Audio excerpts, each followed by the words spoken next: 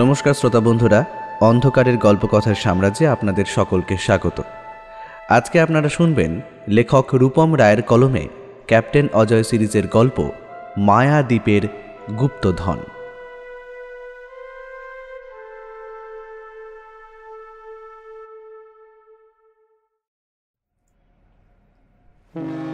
আজ থেকে প্রায় 2 সপ্তাহ আগে এই পুরনো জাহাজটায় চড়ে 3 বন্ধু রওনা হয়েছে নতুন অজানা এক দ্বীপের উদ্দেশ্যে। যে দ্বীপ হয়তো লুকিয়ে রেখেছে তাদের জন্য হাজারো অজানা বিপদের আশঙ্কা, আর তার সাথে আগলে রেখেছে বিপুল ধনভাণ্ডার। কিন্তু হঠাৎ করেই তীব্র শব্দ করে জাহাজের গায়ে ধাক্কা মারল এক প্রবল ঢেউ। ওরা জানে এই বিশাল সমুদ্রের মধ্যে লুকিয়ে আছে কত না বিপদ, আর সাথে লুকিয়ে আছে জীবনের ঝুঁকি। কিন্তু প্রতিটা বিপদকে সামনে থেকে দাঁড়িয়ে দেখা আর তার মোকাবিলা করার শক্তি আছে এই 3 জনের। এর আগেও কতবার কত দুঃসাহসিক অভিযানে নিজেদের সঁপে দিয়েছে তারা। ওরা ভয় পায় না যে কোনো অভিযানে ঝাঁপিয়ে পড়তে। নিচে নিবিড় নীল গভীর জলরাশির বুক চিরে তখন এগিয়ে চলেছে তাদের এই পুরনো জাহাজ।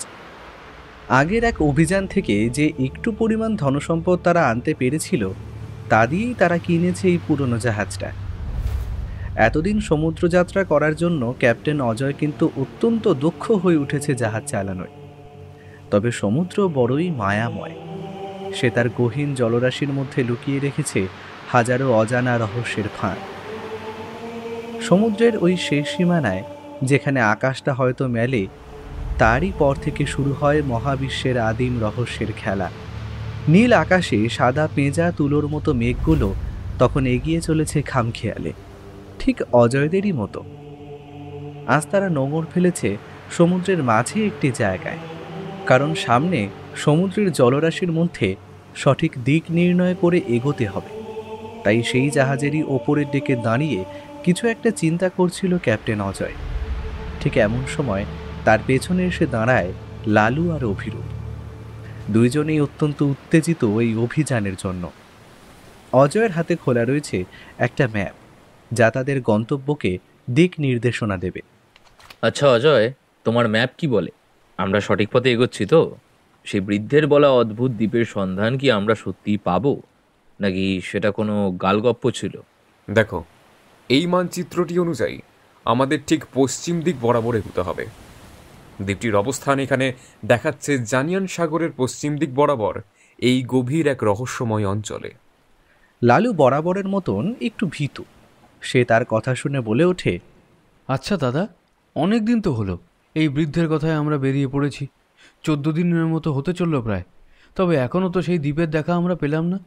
এবার ছাড়ো তো, ফিরে চলো। দ্বীপটার নামও কেমন যেন অদ্ভুত, মৃত্যু মায়ার দ্বীপ। অজানাকে জানার উদ্দেশ্যেই তো আমরা বেরিয়ে পড়েছিলাম লালু। এখন পিছিয়ে আসা হবে কাপুরুষের কাজ। আর আমরা ভীতু নই, আমরা সাহস দিয়ে জয় করব এই অভিযান। চল, জাহাজের নোঙর তোল, এগোনো যাক।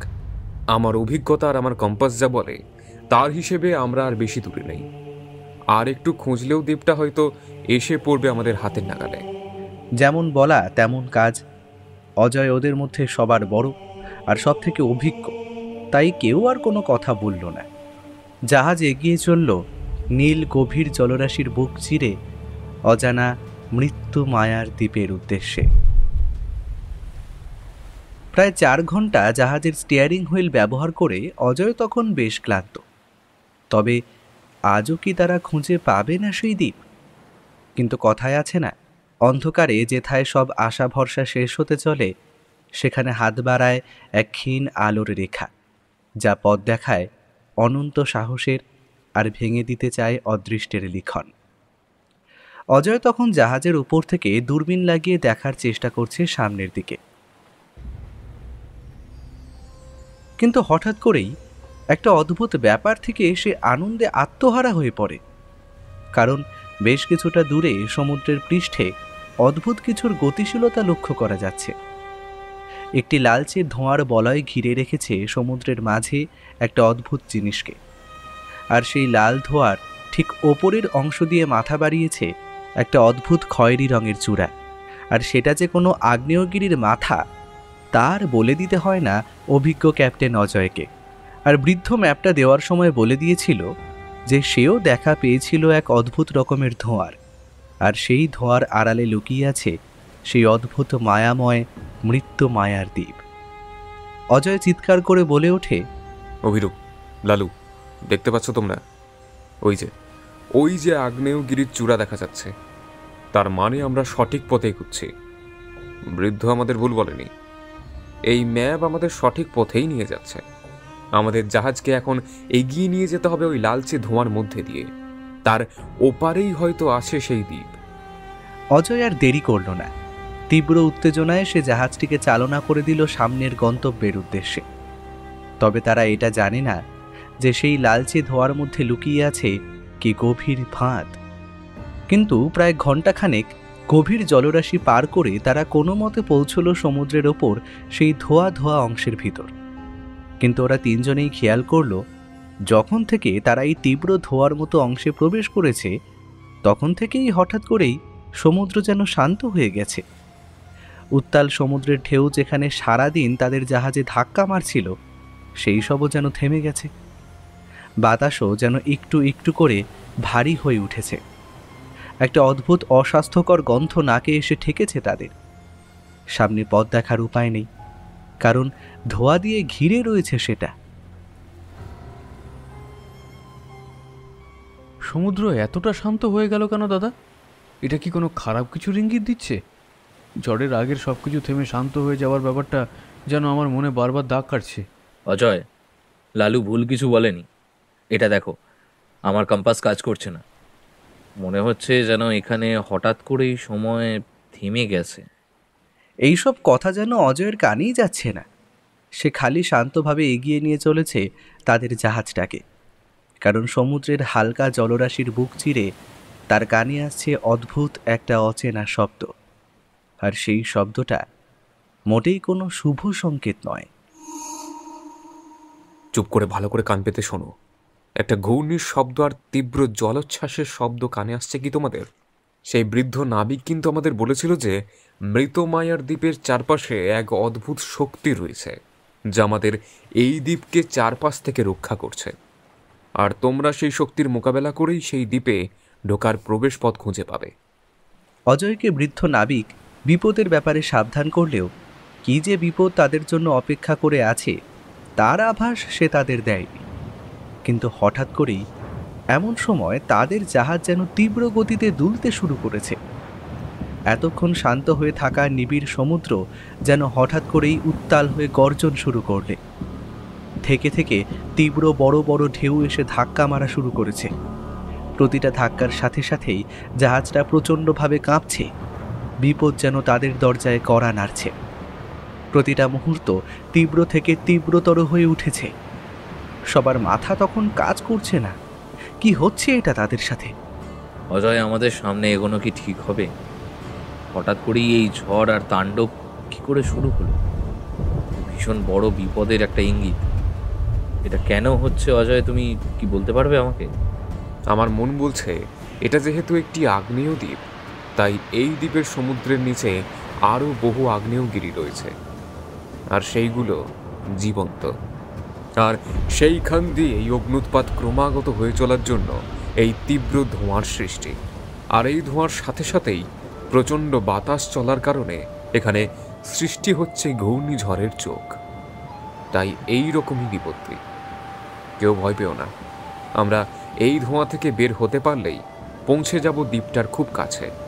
আমরা জাহাজে যদি প্রবল ধোঁয়ায় ঢেকে যাই তবে তো সামনের পথ দেখতে পাবো না, তখন এগোবো কী করে? কথাটা বলার সাথে সাথেই বাইরে প্রচণ্ড হাওয়ায় জাহাজের মাস্তুলের ওপরের একটি দড়ি সেই হাওয়ায় দাপট সহ্য করতে না পেরে ছিঁড়ে আঁচড়ে পড়ল। আর সাথে সাথেই জাহাজের দিক পরিবর্তন ঘটল। জাহাজ এখন নির্দেশ মানছে না। যে কোনো সময় তীব্র হাওয়া যেন তাকে ডুবিয়ে দেবে গভীর সমুদ্রের জলরাশির বুকে। অজয় এত বিপদের মধ্যেও নিজেকে শান্ত করে চিৎকার করে বলে উঠল, লালু আর অভিরূপ, তোমরা দুজনেই সামনের ছেঁড়া মাস্তুলের দড়িটা ধরে থাকো। জাহাজকে আমি সোজা পথে চালনা করছি। ওই মাস্তুলের দড়ি ছেঁড়া হলে আমাদের বাঁচার কোনো আশা থাকবে না। তোমরা তাড়াতাড়ি যাও। যেমন বলা তেমন কাজ। লালু আর অভিরূপ ছুটে গেল তীব্র গতিতে জাহাজের উপরের অংশে। চেপে ধরল ছিঁড়ে যাওয়া মোটা মাস্তুলের দড়িটা। ঝড়ের গতি যেন একটু একটু করে বেড়েই চলেছে। প্রতিটা মুহূর্ত যেন জানান দিচ্ছে তাদের মৃত্যু বিপদের কথা। হয়তো এই জাহাজ ডুবলে এখানেই ঘটবে তাদের সলিল সমাধি। কিন্তু অজয় ভয় পায় না মৃত্যুর এই হাতছানিকে। প্রচণ্ড গতিতে জাহাজ এগিয়ে চলল সামনের ধোঁয়া ওঠা অংশ পেরিয়ে। কিন্তু একটু সময় পরে যেন সবকিছুই একটু একটু করে থেমে গেল। চারিদিকের ধোঁয়া ধোঁয়া অংশটা ধীরে ধীরে পরিষ্কার হচ্ছে। হাওয়ার বেগও যেন আস্তে আস্তে কমতে কমতে শেষে থেমে গেল।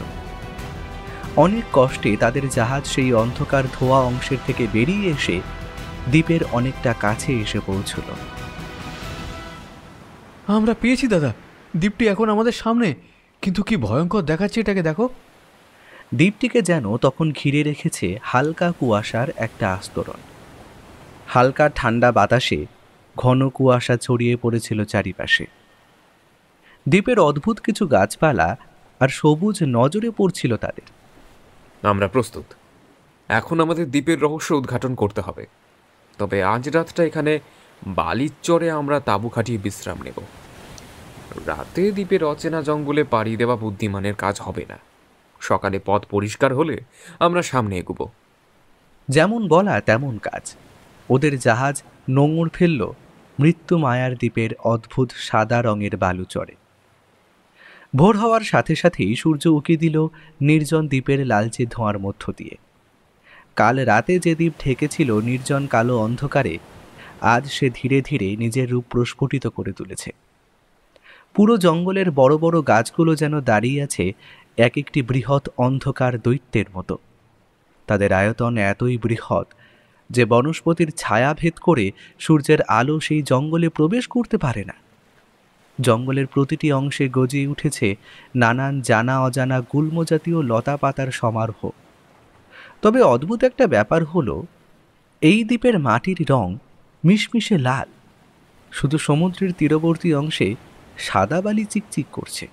আচ্ছা, এই দ্বীপের মাটির রং এরকম গাঢ় লাল হওয়ার কারণ কি? তোমরা কি কেউ বুঝতে পেরেছো? আর ওই দ্বীপের গাছপালা এত গভীর, আমাদের জঙ্গল কেটেই এগোতে হবে। তবে এই ঘন জঙ্গলে কী কী ভয়ানক জন্তু আমাদের জন্য ওঁত পেতে বসে আছে সেটাও কিন্তু আমরা জানি না। তাই প্রতিটা মুহূর্ত আমাদের সাবধানে পা ফেলতে হবে, খুব সাবধানে। অবশ্যই লালু ঠিক কথাই বলেছে। আমাদের সাবধানে জঙ্গল সাফ করে এগিয়ে যেতে হবে। আর প্রতিটা মুহূর্তে চোখ কান খোলা রাখতেই হবে। বিপদ যে কোনো জায়গা থেকে ঘনিয়ে আসতে পারে। তবে আমার মন বলছে এই দ্বীপ সৃষ্টি হয়েছে আগ্নেয়গিরির লাভা থেকে, এবং এর জন্যই এর মাটির রং লাল। তবে এই আগ্নেয়গিরিটি সুপ্ত কিনা আমরা এটা জানি না। তাই আগ্নেয়গিরির কাছে পৌঁছলে সব খেয়াল রেখে এগোতে হবে। হিসেব মতো ম্যাপ তো তাই বলছে আমাদের যেতে হবে আগ্নেয়গিরির দিকে। গুপ্তধনের যে নকশা আমরা পেয়েছি সেটার দিক নির্দেশ আগ্নেয়গিরির পাদদেশ। তবে এই সমস্ত আগ্নেয়গিরি এখন সুপ্ত অবস্থায় থাকলেও যে কোনো সময় অগ্নুৎপাত ঘটাতে পারে। আমি ভৌগোলিকভাবে জানতে পেরেছি এই আগ্নেয়গিরির নাম মাউন্ট টোগো। আর প্রায় 200 বছর এইখানে কোনো অগ্নুৎপাত ঘটেনি। আর স্থানীয় মানুষেরা এই আগ্নেয়গিরিটাকে ঈশ্বর রূপে পূজা করেন। তাদের মতে এই আগ্নেয়গিরি হলো আগুনের দেবতার বাসস্থান। তবে এখানে অবস্থান করতেই পারে নানা হিংস্র জনগোষ্ঠীর আদিবাসীরা। আমরা তাদের ভাষাও বুঝি না, তাদের ব্যাপারেও জানি না। সুতরাং সবাইকে সাবধানে এগোতে হবে। ক্যাপ্টেন অজয়, লালু এবং অভিরূপ ধীরে ধীরে দ্বীপের তীর হতে প্রবেশ করে ঘন জঙ্গলে। প্রতিটা মুহূর্তে জঙ্গল যেন জানান দিয়ে যাচ্ছে অজানা বিপদের আশঙ্কা। ওরা তিনজনে নিজেদের ব্যাগে টেন্ট, যাবতীয় খাবার সামগ্রী, ওষুধপত্র এবং প্রয়োজনীয় জিনিস নিয়ে এসেছে। তবে জল আছে সীমিত, তাই পাহাড়ি কোনো ঝর্ণা অথবা নদী জাতীয় কিছু খুঁজতে হবে যাতে জলের অসুবিধে না হয়। ওরা প্রায় 3 থেকে 4 ঘন্টা জঙ্গল সরিয়ে এগোনোর পর জঙ্গলের ঠিক মাঝখানে আবিষ্কার করে একটা বড় বড় ধরনের ফাঁকা জায়গা। ওরা ঠিক করে এখানে বসে একটু জিরিয়ে নেওয়া যাবে, তাই সেখানেই বসে পড়ে। ঘামে শরীরের জামাটা ভিজিয়ে দিয়েছে, তবে ওরা জানে তারা কি করছে। এই অক্লান্ত পরিশ্রম করেও তারা সুখী। ওদের কেরানির মতো কোনো অফিসে বসে দিন কাটাতে হচ্ছে না। এ জীবন ঢের গুণ ভালো। এতে আছে অজানাকে জানার খিদে। সামনে কি বিপদ তাদের অপেক্ষা করে আছে সেটাও কেউ জানে না। আছে খালি বুক ভরা সাহস আর উদ্যম, যা তাদের নিয়ে গিয়ে ফেলে বিভিন্ন অভিযানে। ওরা নিজেদের ব্যাগ দিয়ে হালকা শুকনো খাবার বার করে খাচ্ছিল একটা বড় নাম না জানা গাছের নিচে বসে। আর সেই গাছের নিচেই গজে উঠেছে নানা রকম ঝোপঝাড়। তবে হঠাৎ করেই ওদের অজান্তে একটা অদ্ভুত ঘটনা ঘটে যায়, যার জন্য ওরা কেউই প্রস্তুত ছিল না। বিপদ হয়তো আসে এমন অতর্কিতেই। অভিরূপ চিৎকার করে বলে ওঠে, লালু, ওখান থেকে সরে যা তাড়াতাড়ি, ওটা না হলে আমাদের ওপর হামলা করবে। ব্যাপারটা তখনও কেউ বুঝতে পারেনি, কিন্তু এবার অজয়ের চোখ পড়ে অভিরূপের বলা জায়গার উদ্দেশ্যে। বড় গাছটার নিচে ঝোপের পাশ দিয়ে বেরিয়ে এসেছে একটা অদ্ভুত লম্বা আকারের বৃহৎ জীব। এ জীবকে ওরা সবাই চেনে, তবে এটা যে এত বড় হতে পারে তা আন্দাজ করতে পারেনি। একটি হাত পাঁচেকের লম্বা এবং বেশ মোটা ধরনের বাদামি রঙের বড় সাপ ফনা তুলেছে সেখানে। সাপটার শরীরের বাদামি রঙের সাথে সাথে হলুদ ছোপ স্পষ্ট নজরে আসছে তাদের। সাপটা যে বিষধর সেটা সহজেই আন্দাজ করা যায়। এ সাপের ছোবলে যে কোনো সময় একটি স্বাভাবিক মানুষের মৃত্যু ঘটতে পারে। তবে অজয় সর্বদা এই রকম বিপদের জন্য প্রস্তুত। সে অতর্কিতে দ্রুত গতিতে তার পকেটে হাত ঢুকিয়ে বার করে আনলো একটি আগ্নেয়াস্ত্র। লালু আর অভিরূপ দুজনেই জানে অজয় একজন ক্র্যাক শট শিকারী। তার গুলি অতি সহজে ফসকায় না। তবে অজয় সেটা ব্যবহার করে বিপদে পড়তে, কারণ তার বন্যপ্রাণী হত্যায় তীব্র অনীহা। যদি সাপটা ওদের উপর আক্রমণ করে তবেই সে সেটা ব্যবহার করবে। কিন্তু সাপটা আর তাদের সময় দেয় না। ফনা তুলে একটু একটু করে এগিয়ে আসতে শুরু করে লালুর দিকে। সাপটার লকলকে জিভ বারবার ভিতরে ঢুকছে আর বেরিয়ে আসছে। ওর চোখ সামনে লালুর দিকে নিবদ্ধ। কিন্তু এর মধ্যেই অজয়ের দিক থেকে শোনা গেল একটা খুট করে শব্দ। আর সেই শব্দ জানান দিল তার হাতে তার বন্দুকটা চলে এসেছে। একটা মুহূর্ত সময় অতিবাহিত না করে অজয় নিশানা করে কান ফাটানো শব্দে বন্দুক টিপে দিল। আর সঙ্গে সঙ্গে অত বড় একটা মস্ত জীবের দেহ ছিন্ন ভিন্ন হয়ে পড়ে থাকলো মাটিতে। গুলিটা লেগেছে সাপের ঠিক মাথায়। চারিদিকের মাটি তখন রক্তে ভিজে যাচ্ছে। এখন সবাই বিপদ থেকে মুক্ত। অজয় একটা দীর্ঘশ্বাস ফেলে বলল, তোমরা নিজেদের অস্ত্র সব সময় প্রস্তুত রাখো।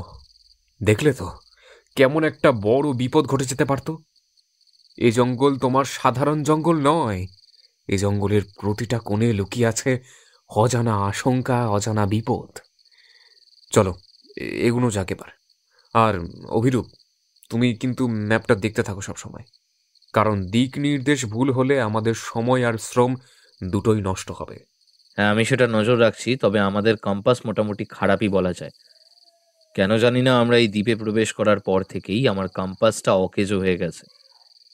এই দ্বীপে হয়তো এমন কিছু চুম্বক ক্ষেত্র অবস্থান করছে যা এই কম্পাসের ক্ষমতা নষ্ট করে দিয়েছে। তারা আবার এগিয়ে চলে জঙ্গলের পথ ধরে।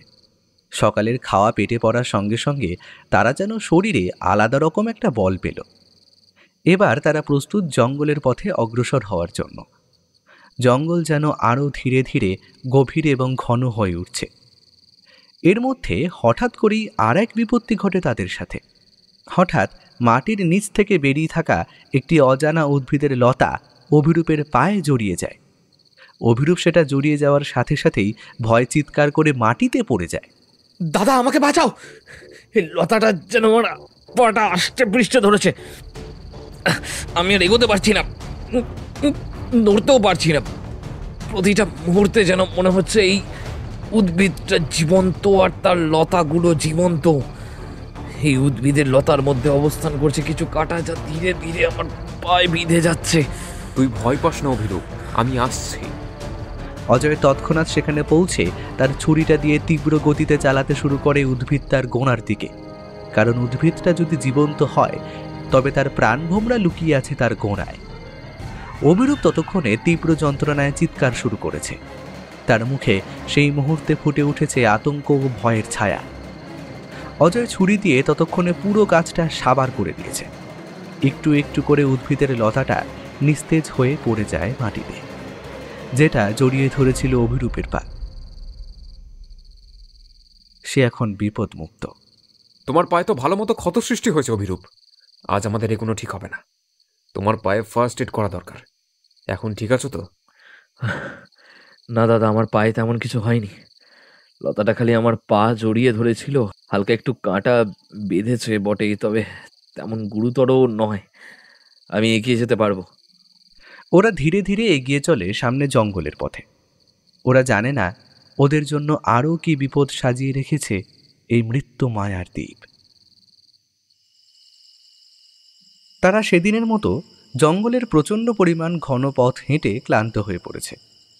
দিনের আলো আস্তে আস্তে কমে আসছে, তাই তারা ঠিক করে এখানে তাঁবু খাটানো ঠিক হবে। রাতের অন্ধকারে পথ চলা সঠিক নয়, কারণ যেখানে সামনের পথ অদৃশ্যমান এবং বিপদ সংকুল, তাতে না এগোনোটাই বুদ্ধিমানের কাজ। অজয়, জঙ্গলের এই দিকটা একটুখানি দেখো। এই জায়গাটা বেশ ফাঁকা। এখানে আমাদের রাত্রিবাস সঠিক হবে তো? তোমরা কি বলো? কথাটা মন্দ নয়, তবে তোমরা তাই করো।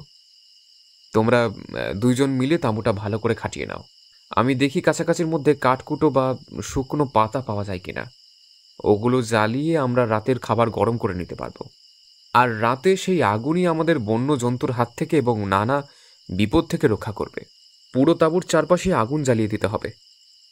যেমন বলা তেমন কাজ। লালু এবং অভিরূপ লেগে গেল নিজেদের তাঁবু খাটানোর কাজে। অজয় কিছুটা সময় জঙ্গলের মধ্যে ঘুরে জোগাড় করে আনলো কিছু শুকনো কাঠ এবং পাতা।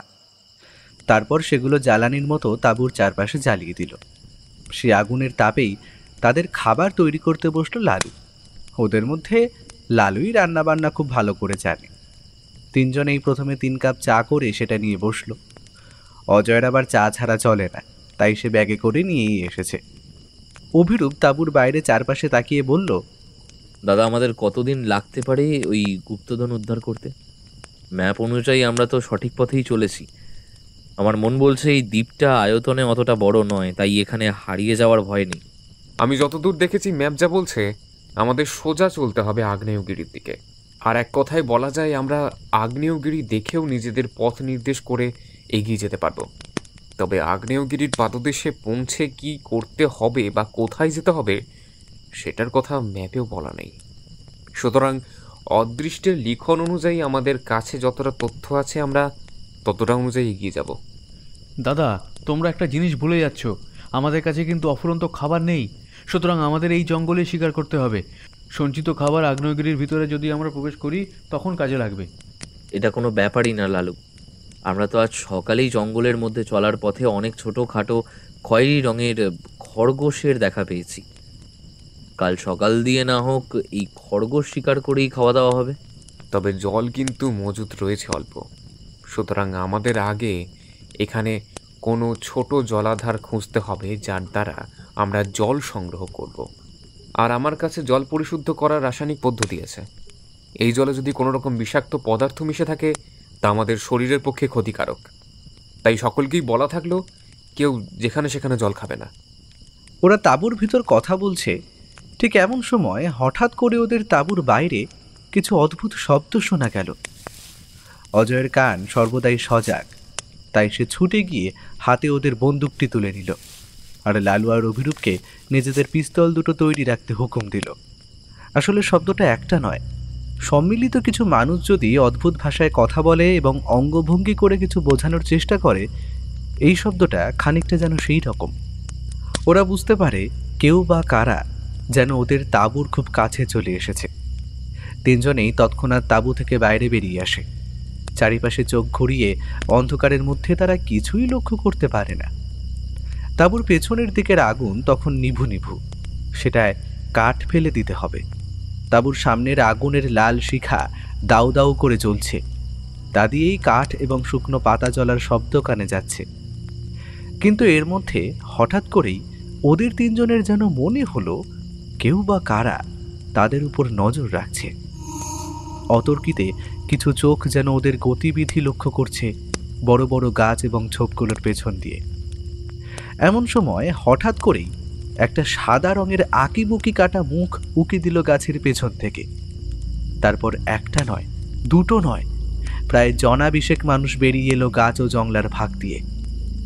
ওদের উদ্দেশ্য কি সেটা তিনজনের কেউই বুঝতে পারল না, তবে তিনজন অত্যন্ত সাহসের সাথে দাঁড়িয়ে রইল সেই স্থানে। তিনজনে এবার ভালো করে দেখার চেষ্টা করলো লোকগুলোকে। এই অদ্ভুত মানুষগুলোর প্রত্যেকেরই গায়ের রং মিশমিশে কালো, আর রাতের বেলা তারা যেন অন্ধকারের সঙ্গে মিশে গেছে। এদের প্রত্যেকেরই মাথায় ঘাস ও পাতার মাধ্যমে তৈরি কিছু মুকুট লক্ষ্য করা গেল, আর এদের প্রত্যেকেরই মুখে সাদা রঙের কিছু দিয়ে নানা রকম নকশা আঁকি বুকি কাটা। এবার যেন লোকগুলো নিজেদের মধ্যে কিছু অদ্ভুত ভাষায় অঙ্গভঙ্গি করে কিছু বোঝাতে লাগলো। তাদের মধ্যে মধ্যমণি যে ওরা তিনজনই সেটা অজয় জানে। আরও ভালো করে দেখলে হয়তো দেখা যাবে এই আদিবাসী লোকগুলোর প্রত্যেকেরই হাতে শোভা পাচ্ছে তীর, ধনুক অথবা বর্ষার মতন ধারালো অস্ত্র। অজয় ফিসফিস করে বলল, তোমাদের আগে থেকেই বলে দিলাম ওরা কিন্তু দলে ভারী, তাই যাই হয়ে যাক মাথা গরম করবে না এবং নিজেদের বন্দুক বার করবে না। আশা করি ওরা আমাদের ওপর হামলা করবে না।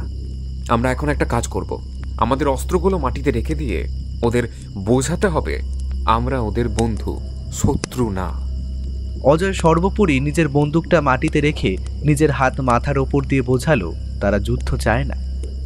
ওর দেখা দেখি লালু এবং অভিরূপও তাই করল। এরই মাঝে আদিবাসীগুলো আরও এগিয়ে এসে এক অজানা ভাষার তিনজনকে কিছু একটা বলতে চাইছে। এই আদিবাসীদের প্রত্যেকেরই মুখে তখন একই কথা তাদের দিক থেকে আসছে, সুতরাং ওরা তিনজনেই এই ভাষা কিছুই বুঝতে পারল না। অভিরূপ তখন তাদের কিছু অঙ্গভঙ্গির মাধ্যমে বোঝানোর চেষ্টা করলো তারা তাদের ক্ষতি চায় না। তবে হঠাৎ করে এমন সময় লোকগুলোর মধ্যে থেকে একজন ষণ্ডা গোছের মানুষ এগিয়ে এসে ভাঙা ভাঙা ইংরেজিতে বলল, তোমাদের এই জঙ্গলে কি চাই? আর কি উদ্দেশ্যেই তোমরা এখানে এসেছো? এরা কিন্তু তোমাদের এখানে আসা সঠিকভাবে দেখছে না। আমি নির্দেশ দিলে ওরা এক্ষুনি তোমাদের মেরে এখানেই পুঁতে রেখে দিয়ে যাবে। তোমাদের এখানে আসার আসল কারণ বলো দেখিনি তাড়াতাড়ি। লোকটার মুখে ইংরেজি কথা শুনে ওরা তিনজনেই যেন বুকে বল পেল। অজয় তৎক্ষণাৎ ইংরেজিতে জবাব দিল, আমরা এখানে ক্ষতি করতে আসিনি, আমরা এসেছি কিছু রহস্য উদ্ঘাটন করার উদ্দেশ্যে। তবে আপনারা আমাদের আতিথেয়তা গ্রহণ করুন। আপনারা সকলেই বসুন, আপনাদের জন্য সামান্য কিছু পানীয়ের ব্যবস্থা করি। অভিরূপ আর লালু তখনও বুঝতে পারেনি অজয় চাইছে কি, তাই তারা কিছু বলল না। কিন্তু খানিকক্ষণ লোকটার সাথে কথা বলার পর অজয় লালুকে নির্দেশ দিল, লালু, এদের জন্য একটু চা বানিয়ে দাও, এরা একটু চা পান করুক। এরা এখন আমাদের অতিথি, তাই এদের সঠিকভাবে আপ্যায়ন করা দরকার। চা ওদের সামনেই বানাবে, ওরা যেন সন্দেহ না করে যে ওতে কিছু মেশানো আছে। এরা বাংলা বোঝে না, আর এদের হাত করতে পারলে গুপ্তধনের হদিশ এরাই আমাদের দেবে আশা করি। লোকগুলো প্রত্যেকেই মাটিতে বসে তখন নিজেদের মধ্যে গল্প আলোচনা করছে। আদিবাসী সর্দার মাটি থেকে অজয়ের বন্দুকটা তুলে তার হাতে দিয়ে বলল, আমরা বুঝতে পেরেছি তোমরা খারাপ লোক নয়। তোমাদের স্বাগত জানাই এই টোকো দ্বীপে। আমাদের স্থানীয় ভাষায় এই দ্বীপের নাম এটাই। আর এই আগ্নেয়গিরি আমাদের দেবতা। বলে লোকটা আঙুল নির্দেশ করে সামনের আগ্নেয় পাহাড়টির দিকে। এটা আমাদের আগুনের দেবতা ডিউকের বাসস্থান। আর এটাই আজ থেকে 200 বছর আগেও অগ্নুৎপাত হলেও এটা এখন শান্তই। তবে দেবতার ক্ষুণ্ণ দৃষ্টি যদি আমাদের ওপর পড়ে তখন তা বিপদের। তাই আমরা সবসময় এই দেবতাকে পুজোর মাধ্যমে তুষ্ট করে রাখি। আমরা কোনো ক্ষতি করতে আসিনি, আমরা শুধুমাত্র এই দ্বীপের রহস্য জানার জন্য এসেছি। সভ্য সাধারণ মানুষের কাছে এই দ্বীপের রহস্য এখনো অজানা, তাই আমরা এই দ্বীপের ব্যাপারে জানতে এসেছি। তোমাদের বিশ্বাস করছি, কারণ তোমাদের দেখে ভালো লোক বলেই মনে হয়েছে। আমাদের ইতিহাসে বহিরাগতরা অনেকেই এসেছে যারা আমাদের ক্ষতি করার জন্যই এখানে আসে। তাই আমরা নতুন আসা লোককে প্রথমে ভালো করে লক্ষ্য করেই কথা বলি। যদি কারোর উদ্দেশ্য সঠিক আমরা না দেখি, তৎক্ষণাৎ তাদের আবার ফিরে যেতে নির্দেশ দিয়ে থাকি। ওদের কথাবার্তা চলছে, তার মধ্যে লালু সবার জন্য চা প্রস্তুত করে ফেলেছে। এদের প্রত্যেককে চা পরিবেশন করা হলে প্রত্যেকেই সেটা পান করলো অত্যন্ত তৃপ্তির সাথে। আদিবাসী লোকগুলোর মুখে ততক্ষণে হাসি ফুটে উঠেছে। অজয় বুঝতে পারল ওষুধে কাজ দিয়েছে। আমরা তোমাদের আতিথেয়তায় খুশি হয়েছি, তাই তোমাদের ওই টোগো দ্বীপে থাকার অনুমতি দিলাম। তাই আজ রাতে তোমরা এখানেই থেকো, আমরা আমাদের গ্রামে ফিরে যাব। আর সেখানে রাতে আমাদের একটা পরবও আছে। কাল তোমরা সকাল সকাল আমাদের গ্রামে এসো, তোমাদেরকে একেবারে খুশ করে দেব। অজয় লোকগুলোকে তাঁবুর বাইরে অবধি ছেড়ে দিয়ে এলো। ধীরে ধীরে জঙ্গলের দিকে তারা মিলিয়ে গেলে অজয় একটা শান্তির দীর্ঘশ্বাস ফেলল। কি অসভ্য! আদিবাসীগুলোর পেছনে এতটা চা খরচ করা উচিত হলো কি দাদা? আমাদের কাছে তো বন্দুক ছিল, ওরা তো সেটা দেখলেই ভয় পেত। এর জন্য তোমায় একটা গবেট বলি লালু। ওরা এক বিশেষ প্রজাতির আদিবাসী যারা শুধু এই দ্বীপেই বাস করে। এরা সংঘবদ্ধভাবে একসাথে থাকে। আমরা যদি ব্যাগরবাই করতাম, ওরা তৎক্ষণাৎ আমাদের মেরে এখানেই পুঁতে দিয়ে যেত। ওদের শরীরের শক্তির সম্বন্ধে তোমাদের কোনো ধারণাই নেই। আর আমরা এখানে যুদ্ধ করতে আসিনি। আমাদের বন্ধুকে টোটা রয়েছে সীমিত পরিমাণ, আর ওরা আমাদের বন্ধু হলে আমাদেরই সুবিধা। তাতে আমাদের গুপ্তধন খোঁজার পথ সহজ হবে। তবে প্রথমেই ওদের বুঝতে দেওয়া যাবে না আমরা এখানে গুপ্তধনের সন্ধানে এসেছি। কাল এদের সাথে এদের গ্রামে গিয়ে দেখব। আমাদের তো আদিবাসী সর্দার নেমন্তন্ন করেই গিয়েছিল। ওদের কাছে এই দ্বীপ এবং আগ্নেয়গিরির সম্বন্ধে সঠিক তথ্য আমরা পাব, আর সেই তথ্য ব্যবহার করেই আমরা আমাদের অভিযানে এগিয়ে যাব। এরকম ভয়ঙ্কর জঙ্গলে আমাদের তিনজনের একসাথে ঘুমানো ঠিক হবে না। আমি প্রথমে জেগে পাহারা দিচ্ছি, তোমরা ঘুমাও দাদা। তারপর আমি ঘুমাবো, তোমরা জেগে থাকবে, কেমন? তোরা দুজনেই ছোট, তোরা আগে ঘুমা। আর কোনো বন্য জন্তু এলে তোরা কিছু করতেও পারবি না। বন্দুক আছে আমার কাছে, আর আমার ম্যাপটা দেখে একটু হিসেব করারও আছে দ্বীপ সম্বন্ধে। তোরা আগে ঘুমিয়ে নে, তারপর আমি ঘুমাবো। ওরা আর দাদার মুখে কোনো কথা বলল না। অভিরূপ আর লালু দুইজনেই ঘুমিয়ে পড়ল। অজয় জেগে রইল তাঁবুর ভিতর সজাগ চিত্তে। এরপর কি বিপদ তাদের জন্য অপেক্ষা করে আছে তা তারা কিছুই জানে না। তবে ওরা ওদের সাহস দিয়ে মোকাবেলা করার জন্য প্রস্তুত। পরের দিন সকালে ঘুম ভাঙার সাথে সাথেই তিনজন তাঁবু উঠিয়ে এগিয়ে গেল আদিবাসীদের আস্তানা খোঁজার উদ্দেশ্যে। বেশি সময়ও লাগলো না। ওরা খুব তাড়াতাড়ি পৌঁছে গেল দ্বীপের মাঝখানে একটা ছবির সুন্দর মতো গ্রামে। ওরা যেন ওদের চোখে বিশ্বাস করতে পারছে না, কারণ আগ্নেয় পাহাড়ের কোলে ছোট ছোট মাটি এবং গাছের পাতার ছাউনি দ্বারা নির্মিত কিছু কুড়ে জাতীয় ঘর সেখানে দাঁড়িয়ে আছে। ওদের দেখা মাত্র গ্রামের আদিবাসী সর্দার তাদের আমন্ত্রণ জানায় তাদের বাড়িতে আসার জন্য। তিনজনেই সেই আমন্ত্রণ গ্রহণ করে। আসুন আসুন, আমরা আপনাদের জন্যই অপেক্ষা করছিলাম। কাল আপনাদের আতিথেয়তায় আমরা মুগ্ধ, তাই আজ আমাদের সেবা করার সুযোগ দিন। সর্দার, আমরা তোমার অতিথি, এটা আমাদের সৌভাগ্যের ব্যাপার। তবে আমরা এখানে কিছু খুঁজছি। এই আগ্নেয়গিরির কাছে কি কোনো রহস্যময় গুপ্তধনের হদিশ আছে? আমাদের গন্তব্য কিন্তু সেইখানেই। তোমরা যে আগ্নেয়গিরির কথা বলছো সেটা আমাদের দেবতার পবিত্র স্থান। তবে সেখানে যাওয়া তোমাদের জন্য বিপজ্জনকই। আমরাও কখনো কখনো সেখানে যাওয়ার সাহস দেখাই না, কারণ দেবতার অভিশাপের ভয়। এই যে আমাদের কাছে একটা ম্যাপ আছে যা আমাদের সঠিক পথে নিয়ে যাবে। আর আমাদের উদ্দেশ্য খালি গুপ্তধন উদ্ধার নয়, এই দ্বীপের রহস্য উন্মোচন করা। তবে বলি শোনো, তোমাদের আগেও এই দ্বীপে বহুবার সাদা মানুষ আর তোমাদের মতো মানুষও এসেছিল, যারাই গুপ্তধনের সন্ধানও করছিল। তবে যারা এই গুপ্তধনের খোঁজে গেছে তাদের কাউকেই আমরা কোনোদিনও আর ফিরে আসতে দেখিনি। এর মধ্যে অপর এক আদিবাসী লোক বলে, ওখানে গেলে কেউ ফিরত আসে না। ওখানে গেলে দেবতা রুষ্ট হয়, আর দেবতা রুষ্ট হলে আমাদের উপর নেমে আসে অভিশাপের ছায়া। তোমরাও সেখানে যেও না। ও সঠিক কথাই বলেছে। আমরা এই দ্বীপে বাস করছি প্রায় 500 বছর আগে থেকেই। আমাদের পূর্বপুরুষরা সমুদ্রের নাম করা লুটেরা ছিল।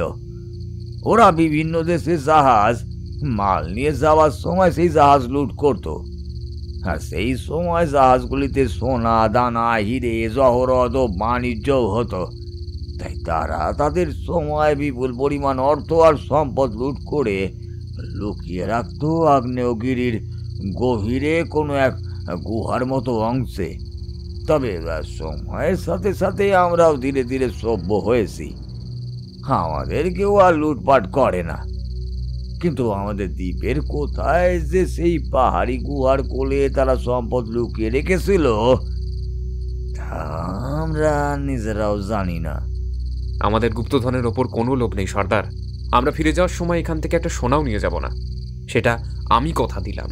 তবে আমাদের একটাই নেশা, সেই গুপ্তধন খুঁজে বের করা। আমরা অ্যাডভেঞ্চার ভালোবাসি। আমরা যদি সেই গুহা আবিষ্কারও করি, সেই গুপ্তধন হবে তোমাদের। আমরা সেই গুহার সন্ধানে যেতে চাই সর্দার, তাই তোমাদের দিয়ে সঠিক পথ নির্দেশের আশা করি। তোমরা যখন আমাদের কথা শুনবে না তবে তোমরাই যাও। আমাদের দ্বীপে এসেছো যখন, তখন তোমাদের সাহস আর বল দুটোই আছে। তোমরাই পারবে সেই লুকোনো প্রাচীন গুপ্তধন উদ্ধার করতে।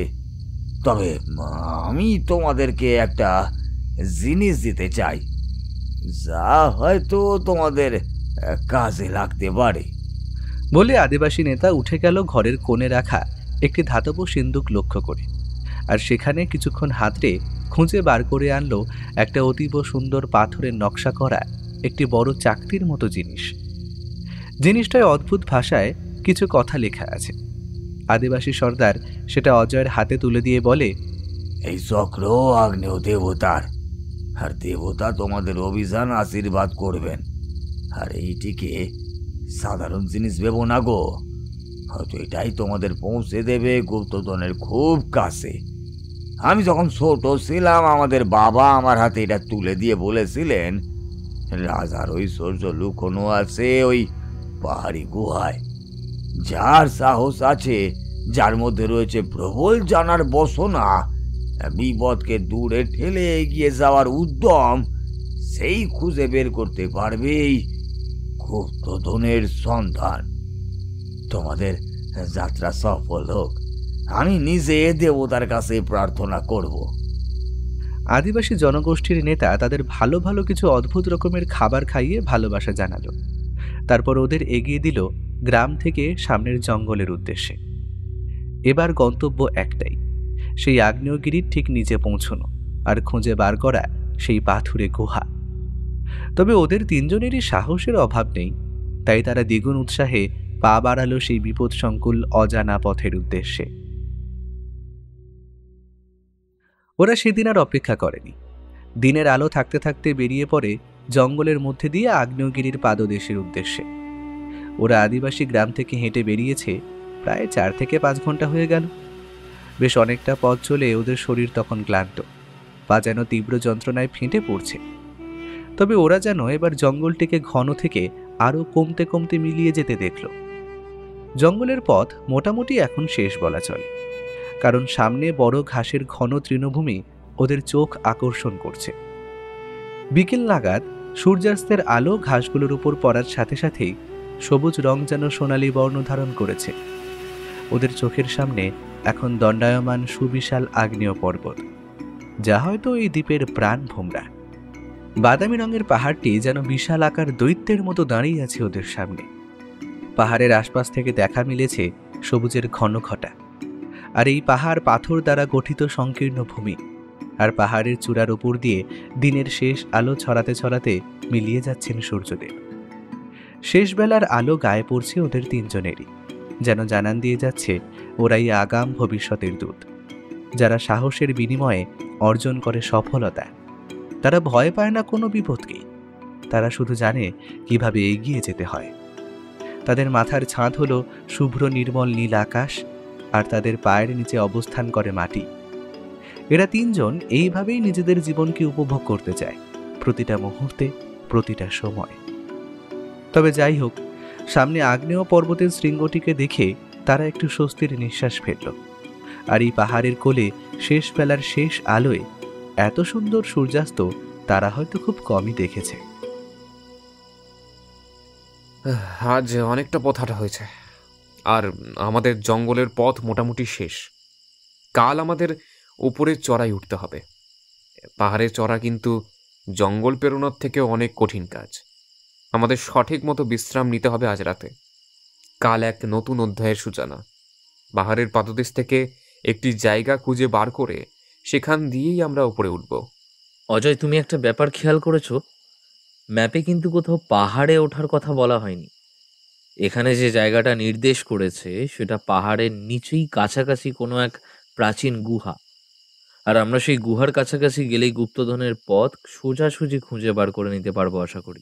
সেটা ঠিক আছে, কিন্তু ওটা কে?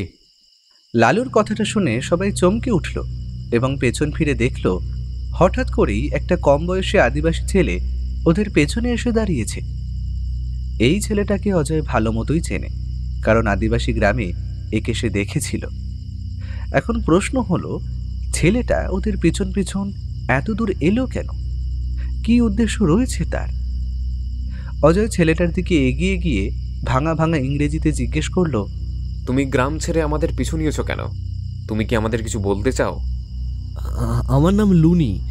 আমি তোমাদের সাহসের কথা আমাদের সর্দারের দেশে শুনেছি, তাই তোমাদের সাথে এই অভিযানে যাওয়ার লোভ আর সামলাতে পারলাম না।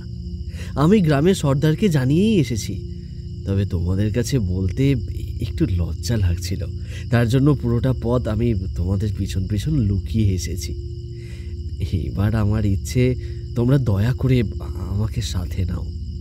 অজয় ছেলেটার সাহসের কথা শুনে অত্যন্ত খুশি হয়ে বলল, তুমি আমাদের সাথে যেতে চাও লুনি, এটা খুবই ভালো কথা, কিন্তু তোমার জানা উচিত যে এই পথ বিপদ সংকুল। এখানে লুকিয়ে থাকতে পারে নানা অজানা বিপদের আশঙ্কা। তোমার ভয় করবে না তো?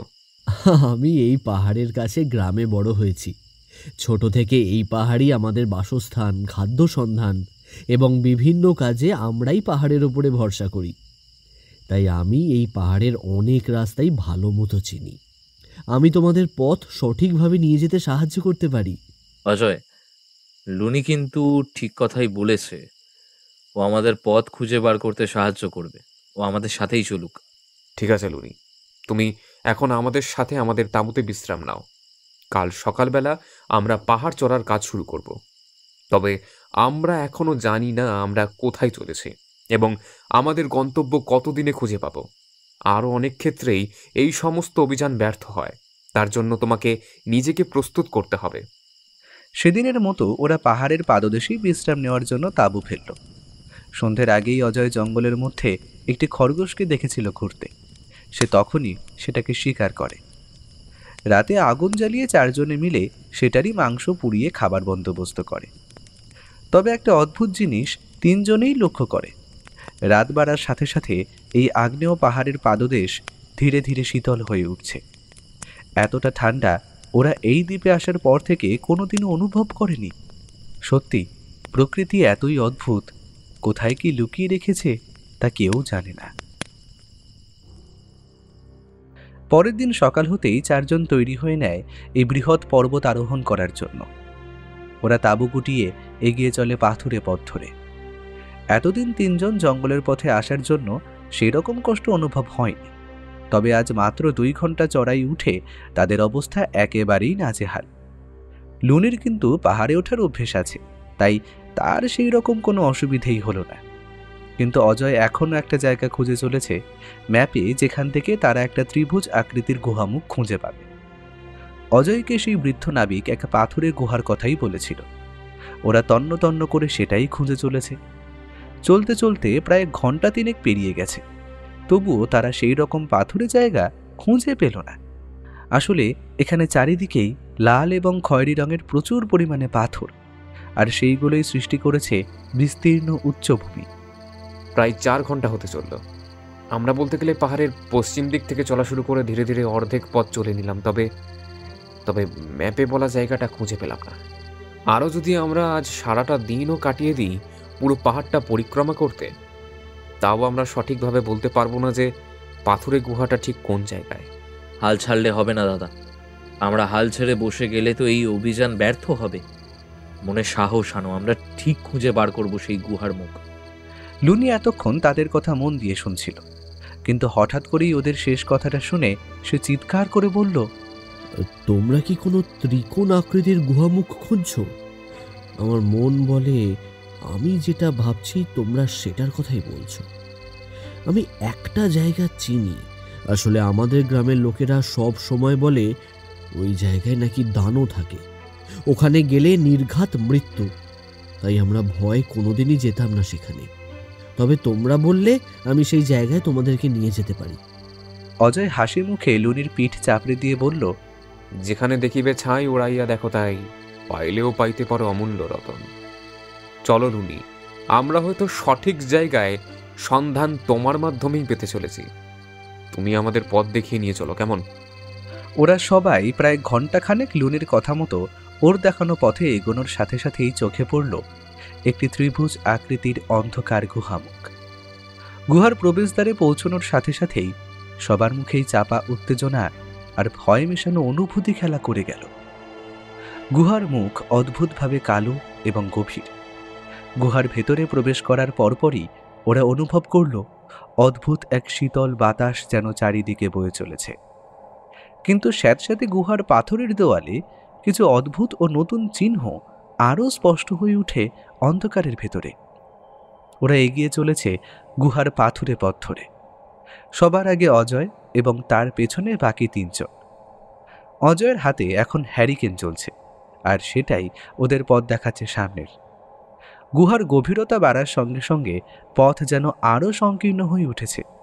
ঠিক এমন সময় হঠাৎ করেই গুহার এক কোণায় মাটির মধ্যে কিছু যেন একটা চকচক করে উঠতে দেখল সকলে। অজয় সেই জিনিসটা হাতে তুলে দেখল, বাকি সবাইও দেখল। এটা তো একটা সোনার মুদ্রা, যেই মুদ্রা বৃদ্ধ নাবিক অজয়কে দেখিয়েছিল। দেখো তোমরা সকলে, আমরা সঠিক পথেই আছি। আমাদের গুহার আরও ভিতরে যেতে হবে, তবেই আমরা সেই মহামূল্যবান ধনরত্নের হদিশ পাব। একটু সময় নষ্ট না করে আমাদের এগিয়ে যেতে হবে, চলো। ওরা এবার আরেকটু এগিয়ে গেল গুহার সেই সংকীর্ণ পথ ধরে। অন্ধকারে গুহার ছাদ থেকে ঝুলছে কিছু জলজল করতে জ্বলতে থাকা চোখ। সেগুলো আর কিছু না, এরা হলো বাদুড়। এই প্রাণীগুলোর জন্য গুহায় এক তীব্র বিষাদময় দুর্গন্ধ বিরাজ করছে। তবে বেশি দূর যেতে হলো না, কারণ ওদের চোখ আটকে গেছে পাথরের দেওয়াল জুড়ে ছড়িয়ে থাকা কিছু প্রাচীন চিহ্ন দেখে, যা কোনো অজানা ভাষায় খোদাই করা। অযোধ্যা, দেখো গুহার দেওয়ালে এই লেখাগুলো কত পুরনো দেখাচ্ছে। এগুলোর মানে কি লুনি তুমি উদ্ধার করতে পারবে? এটি একটি প্রাচীন চিহ্ন, কিন্তু এই ভাষা প্রায় বিলুপ্ত, তাই আমি এগুলো সম্পূর্ণ বুঝতে পারছি না। তবে এর মধ্যে একটি ধাঁধা লুকিয়ে আছে যেটা স্পষ্ট। ওরা আর অপেক্ষা না করে এগিয়ে গেল গুহার ভেতরে। গুহার অন্ধকার কিন্তু ওদের যেন পেছন পেছন অনুসরণ করে এগিয়ে চলল। আর একটু এগোতেই ওরা একটি বড় পাথরের খাঁজের সামনে এসে দাঁড়ালো। খাঁজটি কিছুটা বিস্তৃত এবং তার ভেতরে প্রবেশের জন্য একটি সংকীর্ণ পথ রয়েছে, তা সবার নজরে এলো। সেটা দেখে লালু আতঙ্কিত স্বরে বলল, গুপ্তধন হয়তো এখানে লুকিয়ে থাকতে পারে, আমাদের এই পথেই অগ্রসর হতে হবে। ওরা তিনজনই আর কোনো কথা বলল না, এগিয়ে গেল সেই অন্ধকার সংকীর্ণ পথ ধরে। খাঁজের ভেতরে প্রবেশ করে ওরা তো অবাক, কারণ ভিতরে অন্ধকারে ছড়িয়ে ছিটিয়ে রয়েছে বহু প্রাচীন প্রত্নবস্তু। কিন্তু এখানকার বাতাস যেন অদ্ভুত চাপা প্রকৃতির, এবং এক অদ্ভুত ভয় মেশানো আতঙ্ক কাজ করছে প্রত্যেকেরই মনে। কিন্তু এবার ওদের দৃষ্টি আকর্ষণ করলো একটা বিশাল বড় কালো এক পাথরের মূর্তি, আর সেটা যে কোনো প্রাচীন দেবতার তা ওদের সবার কাছে স্পষ্ট। আর এটি সম্ভবত গুহার রক্ষক, আর এই দেবতাই আদিবাসী মানুষদের আতঙ্কের কারণ। লুনি সেই মূর্তি দেখা মাত্র মাটিতে শুয়ে মূর্তির উদ্দেশ্যে প্রণাম জানালো। এটা কি? এই মূর্তি তো কল্পনার অতীত। এটাই সেই রহস্যময় আগুনের দেবতা, আর এই আগ্নেয়গিরি দেবতার বাসস্থান। আমি জানি এই গুহার গভীরে কিছু অদ্ভুত রহস্য লুকিয়ে আছে, যেটা কোনো গুপ্তধনের সঙ্গে জড়িত। আর তাই এখানে যারা আসে তাদের উদ্দেশ্য সঠিক নয়, তাই তাদের ওপর এই মূর্তির অভিশাপ বর্ষিত হয়। ওসব কথা থাক, আমাদের এখন কাজ এখানে কি রহস্য লুকিয়ে আছে সেটা বার করা। আমি এই মূর্তির চারপাশটা একটু খুঁজে দেখতে চাই, তোমরা এখানে দাঁড়াও। অজয় আর দেরি করল না, যেমন বলা তেমন কাজ। সে মূর্তির চারপাশটা ভালো করে খুঁটিয়ে দেখতে শুরু করলো, আর সেই মূর্তির আশেপাশে অনেক পুরনো চিহ্ন চোখে পড়ল, যা স্থানীয় আদিবাসী লোকেদের কাছে অভিশাপ নামে পরিচিত। ভালো করে দেখো অভিরূপ, এখানে এতগুলো চিহ্ন রয়েছে, তবে খোদাই করা চিহ্নগুলো সম্ভবত প্রাচীন দেবতা বা কোনো ইতিহাসের ঘটনার বর্ণনা দিচ্ছে, আর সেটাই খুঁজে বার করতে হবে আমাদের। অজয় কথা বলছে, ঠিক এমন সময় পাথুরে দেওয়ালে একটা অদ্ভুত সংস্কৃত অক্ষরে লেখা একটা লাইন লালুর চোখে পড়ল। অজয়দা, ওদিকে দেখো। ওটার মানে করলে দাঁড়ায়, যে স্থানে সত্য এবং মিথ্যার মধ্যে সীমারেখা মিশে যায় সেই স্থান অন্ধকারের মধ্যে ডুবে দেয়। কিন্তু লালুর কথা শেষ হওয়ার আগেই পুরো গুহার মাটি যেন অদ্ভুত রকমে কেঁপে উঠল। ওদের যেন মনে হলো একটা হালকা ভূমিকম্পের মতো। আর যদি কোনো ক্রমে এই বিপর্যয় বেশি সময় চলে, তবে পাহাড়ি এই পাথুরে দেওয়াল চাপা পড়েই ওরা সবাই মারা পড়বে। ওরা আর দাঁড়াতে পারছে না। কিন্তু হঠাৎ করেই ওদের অবাক করে একটা অদ্ভুত অমানবিক জন্তুর চিৎকার ভেসে এলো গুহার অন্ধকারকে ভেদ করে। আর এই চিৎকার যে কোনো অচেনা বন্য জন্তুর, সেটা স্পষ্ট। কিন্তু এখানে এই পাথুরে গুহার ভেতর জন্তু আসবে কোথা থেকে? এটা ওই দেবতার অভিশাপ। আমাদের এক্ষুনি এখান থেকে পালিয়ে যাওয়া উচিত, এখানে থাকা বিপজ্জনক বলে চিৎকার করে ওদের সাথে আসা লুনি নামের ছেলেটি গুহার বাইরের দিকে প্রচণ্ড বেগে দৌড় লাগালো। অজয় হয়তো তাকে পালিয়ে যেতে বাধা দিত, কিন্তু সে যেমন অদ্ভুতভাবে এসেছিল জঙ্গলে তাদের কাছে, তেমন অদ্ভুতভাবেই মিলিয়ে গেল গুহার অন্ধকারে। ওরা তাকিয়ে আছে সেদিকে। হঠাৎ করেই ওদের সামনে তীব্র শব্দ করে সামনের পাথরের দেওয়ালটা ভেঙে পড়ল, আর সেটা ভেঙে পড়ার সাথে সাথেই অদ্ভুত জন্তুটার গর্জনের রেশ একটু একটু করে কমে এলো। একটা সময় পর সব শান্ত হয়ে এলো। এই কয়েক মুহূর্তের মধ্যে যে কি হয়ে গেল সেটা ওরা কল্পনাও করতে পারছে না। কিন্তু পাথরের দেওয়ালটা ভেঙে পড়ার সাথে সাথেই সেই স্থানে সৃষ্টি হলো একটি বৃহৎ গহ্বর। অজয় আলো নিয়ে এগিয়ে গেল সেটারই দিকে। আর একটু হাঁটার পর ওরা আবিষ্কার করলো একটি নতুন কক্ষ, যা হয়তো ওদের আসার আলো দেখাতে পারে। সেখানে একটি বিশাল সিঁড়ি নিচে নেমে গেছে। আমাদের এই সিঁড়ি দিয়ে নামতে হবে, হয়তো এখানে গুহার আসল রহস্য লুকিয়ে আছে।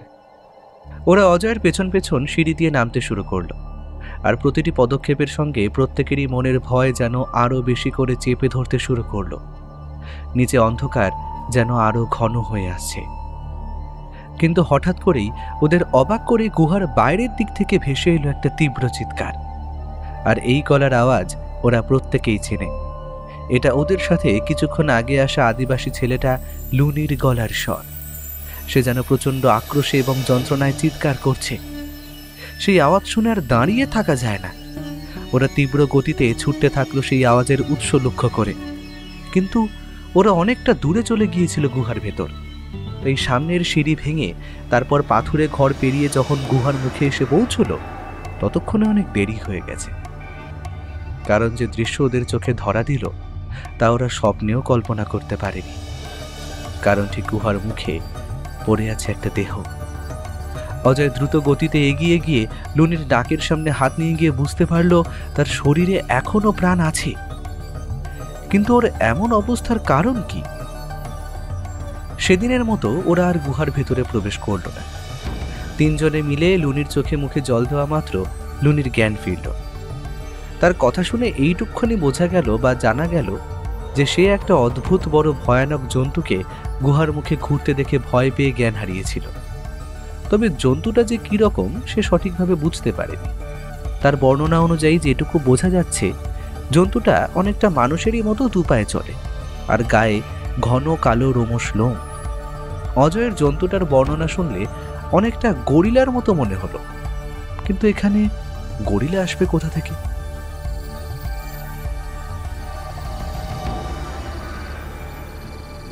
আমরা এই দ্বীপে এত বছর ধরে বসবাস করছি, কিন্তু কোনো দিন এই জন্তুকে দেখিনি। আমরা আমরা এই গুহার ভেতরে প্রবেশ করেছি, তাই হয়তো দেবতা রুষ্ট হয়েছেন আর আর আর আমাদের ওপর তার অভিশাপ বর্ষণ করছেন। লুনি, তোমার ভয় লাগলে তুমি গ্রামে ফিরে যাও। তোমরা এত বছর ধরে এই পর্বতকে দেবতা রূপে পূজা করছো, এবং এই পর্বতকে প্রচণ্ড পরিমাণ ভক্তি এবং ভয় দুটোই করো। তাই এটা কাটিয়ে ওঠা সাধারণ ব্যাপার নয়। এরপরেও হয়তো তুমি আমাদের সাথে গেলে ভয় পাবে, তাই তোমার ফিরে যাওয়াই উচিত। আমাদের কথা চিন্তা করতে হবে না। অভিরূপ এবং লালু দুজনেই লুনিকে সাহস দিয়ে বলল গ্রামে ফিরে যেতে। শেষ পর্যন্ত লুনিও তাতে রাজি হলো। তাকে তখন গ্রামের দিকে বিদায় দিয়ে ওরা আবার রওনা হলো পাহাড়ি গুহার উদ্দেশ্যে। ওরা একটু সময় পর আবার পৌঁছলো গুহার কালো অন্ধকার মুখটার সামনে। গুহাটা দিনের বেলা দেখেছিল ওরা, তাই হয়তো অতটা কিছু বুঝতে পারেনি, কিন্তু এই রাতের অন্ধকারে সেটা দেখে ওদের মন যেন আঁতকে উঠল। আজ রাতে গুহাটা সত্যিই যেন ভয়ঙ্কর রূপ নিয়েছে, যেন কোনো গহীন অভিশাপ দানা বেঁধেছে সেই স্থানে। অজয় আলো জেলে আগে আগে ওদের পথ দেখিয়ে এগিয়ে নিয়ে চলল। অনেকটা পথ চলে ওরা ততক্ষণে পৌঁছে গেছে পাথুরে দেওয়ালযুক্ত গুহার সেই স্থানে যেখানে প্রাচীন মূর্তিটা রয়েছে। অভিশাপ কি আছে কেউ জানে না, তবে ভয়ে শরীরের সমস্ত রক্ত যেন হিম হয়ে যাচ্ছে এই গহীন অন্ধকারে। সকালে একটা আঁশটে গন্ধ ওদের নাকে এসেছিল বটে, তবে তখন বুঝতে পারিনি সেটা কিসে। এখন বুঝতে পারছে ওটা গুহার ভিতরে কিছু বাদুড় উল্টো হয়ে ঝুলে আছে পাথুরে ছাদ ও দেওয়াল দিয়ে। তাদের চোখ দেখলে ভয় হয়, তবে আরও একটা বন্য পচা গন্ধ যেন ওদের নাকে ঠেকল, যেটা সকালেও পেয়েছিল। ঠিক এমন সময় সকালের মতো তীব্র গর্জনের শব্দ কানে এলো ওদের। অজয় ফিসফিসিয়ে বলল, ভয় পেও না, আমার পিছন পিছন আসো, কারো কোনো বিপদ হবে না। ওরা আরও খানিকটা পথ পেরিয়ে গুহার সেই পাথুরে সিঁড়ির কাছে পৌঁছল। আর এবার ওই স্থানে পৌঁছল যেখানে সকালে প্রচুর পরিমাণ পাথর ভেঙে পড়েছিল, বা বলা যায় যে স্থানে পাথরের দেওয়ালটা ভেঙেছিল। কিন্তু একটা অদ্ভুত ব্যাপার ওদের দৃষ্টি আকর্ষণ করল। সকালে যেরকম দেখেছিল সেই জায়গাটা এখন সেই রকম নেই, কারণ ওইখান দিয়ে রাতের বেলা কিছু তীব্র আলো এসে পড়ছে গুহার এই অংশে। ওরা সেই আলোক অংশের দিকে এগিয়ে যায় আর সেখানে উদ্ধার করে একটি অন্ধকার ছোট সুড়ঙ্গ। কিন্তু সেই আলোটা যে কোথা থেকে নির্গত হচ্ছে তার হদিশ কেউ বুঝতে পারল না। তার মানে কি এই সুড়ঙ্গের পেছনে আছে কি গুপ্তধন? ওরা সময় নষ্ট না করে এগিয়ে গেল সেই দিকে। তবে এই সুড়ঙ্গের উচ্চতা অনেক কম, তাই ওরা তিনজন হামাগুড়ি দিয়ে সামনের পথে অগ্রসর হতে লাগলো। হাতের মশালের আগুন সামনের পথ স্পষ্টভাবে দেখতে সাহায্য করছে। এবার যেন এই সুড়ঙ্গ মুখটাও শেষ হতে চলল, আর ওরা আবিষ্কার করলো একটা অদ্ভুত ব্যাপার। এই গুহার ভিতরেও কোথা থেকে একটা প্রাচীন মোটা কাঠের শিকড় ঝুলে রয়েছে গুহার এক প্রান্ত থেকে আরেক প্রান্তে, আর নিচে বয়ে চলেছে উত্তপ্ত গরম লাভা। ওরা এবার সঠিকভাবে বুঝতে পারল কোথা দিয়ে আলোটা নির্গত হচ্ছিল। এটা আর কিছুই না, জ্বলন্ত গরম লাভার উজ্জ্বল আলো। আর সবথেকে আশ্চর্য হলো এই গাছের শিকড়টি এমনভাবে এক প্রান্ত থেকে গুহার অপর প্রান্তে ঝুলে রয়েছে যেন এটি একটি ব্রিজের আকার ধারণ করেছে। আর এই শিকড় ভরা ব্রিজটি পার হয়েই তাদের অপর প্রান্তে পৌঁছতে হবে।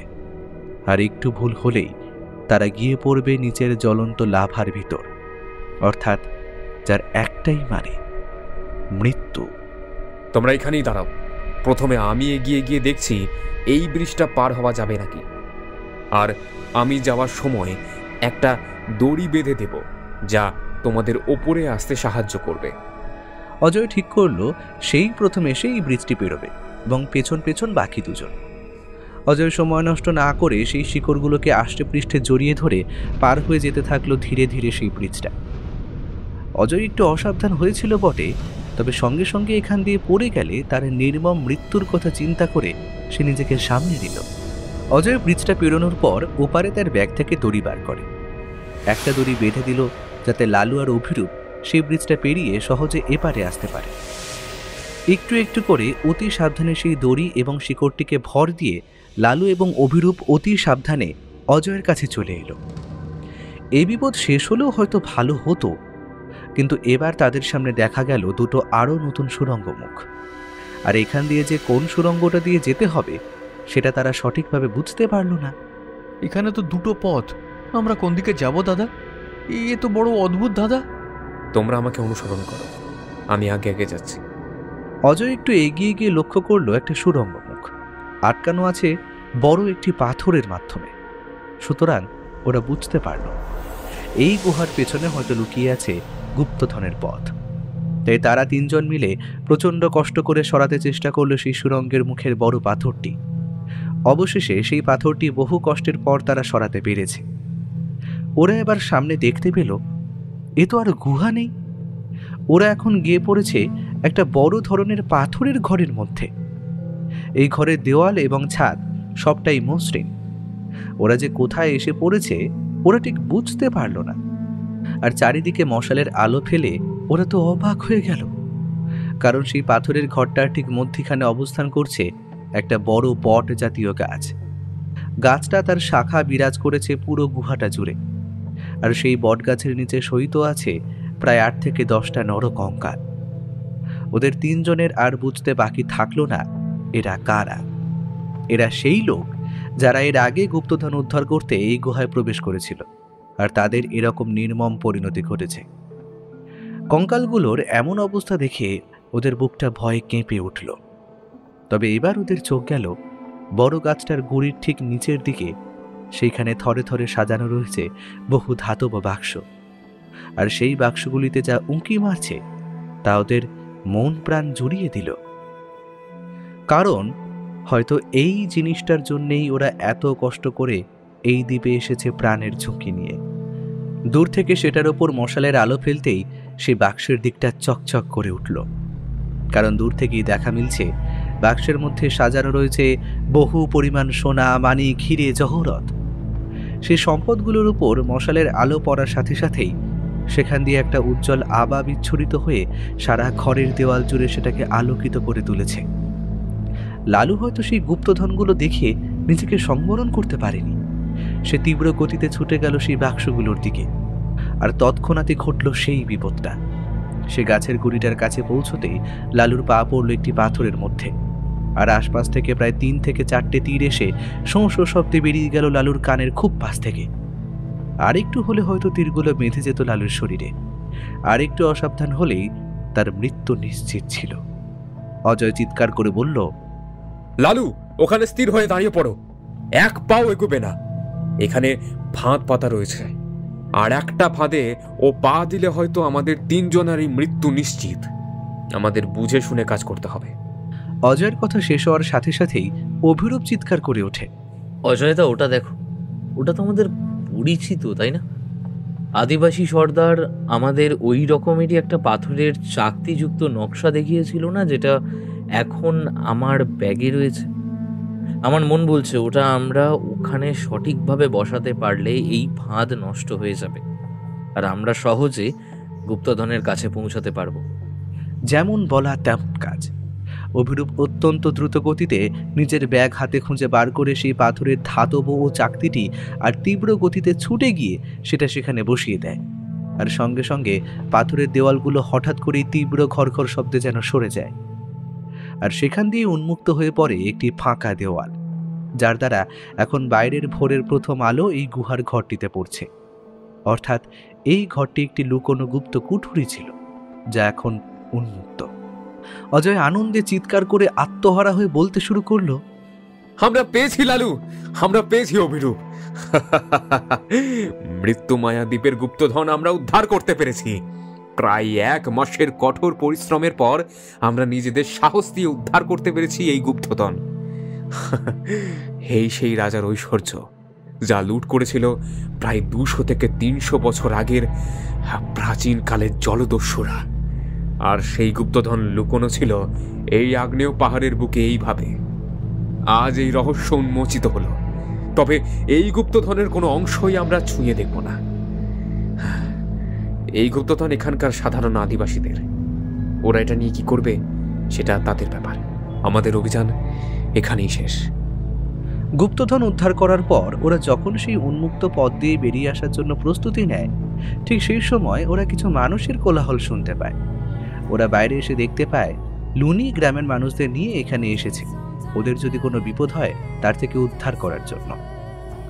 অজয় এবং বাকি 2 জনকে সুস্থ দেখে সবাই যেন স্বস্তির নিঃশ্বাস ফেলে। আদিবাসীরা বুঝতে পারে তাদের অভিযান সফল হয়েছে, কারণ গুহার মধ্যে পড়ে রয়েছে হাজার হাজার সোনার মুদ্রা, হিরে, মানিক, জহরত।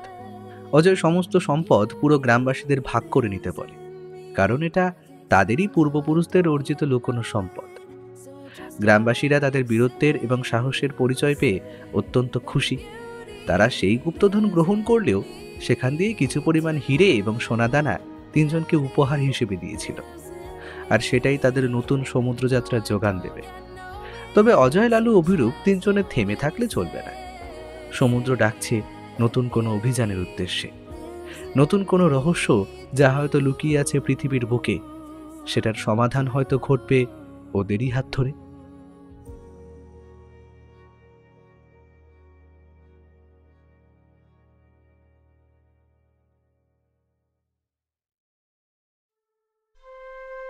শুনছিলেন লেখক রূপম রায়ের কলমে মায়া দ্বীপের গুপ্তধন।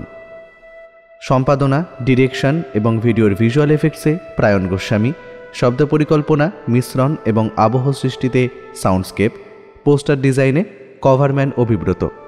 কেমন লাগলো আজকের গল্পটি? ভালো লাগলে অবশ্যই আমাদের সাবস্ক্রাইব করে আমাদের সাথে থাকুন এবং লাইক ও কমেন্টের মাধ্যমে আপনার মতামত জানান। এরকম গল্প যদি আরও শুনতে চান তাহলে প্লিজ আমাদের কমেন্টের মাধ্যমে জানান। দেখা হবে নতুন কোনো গল্পে। ততক্ষণের জন্য শুভরাত্রি। ভালো থাকবেন এবং সকলকে ভালো রাখবেন।